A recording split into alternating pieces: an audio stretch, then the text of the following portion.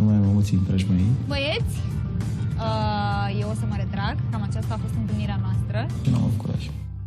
Doar atât, frate? Dai voie să te conduc până la cameră? Până la... Dă voie să te conduc până la cameră. Imediat mi-am dat seama. Marius, ce naiba? Cameră. Stai cu mine. Atât! Nu, atât! Ai gata, mă, tatu. Dai că uite cu balonul acolo. Rămâi cu balonul. Ai înțeles ideea? Aveam în cap două lucruri. Dăm voie să te conduc până la mașină sau dăm voie să te conduc până la intrarea în hotel. Ce mi-a ieșit pe gură? A fost o prostie. Mă bucur foarte tare că am apucat să vă văd pe toți în această seară.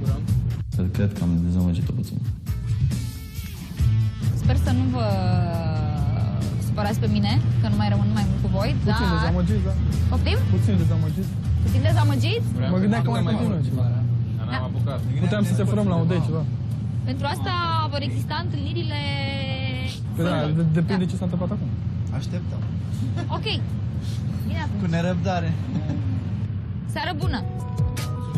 Doamne, cât sunteți de supărați! Eu mă bucur! Eu mă bucur. Nu mai zice că ești dezamăgit, că mă supăr eu. Mă bucur că am luat această decizie să facem această plimbare noaptea, să le ofer băieților această posibilitate de a vedea Vegasul noaptea, împreună.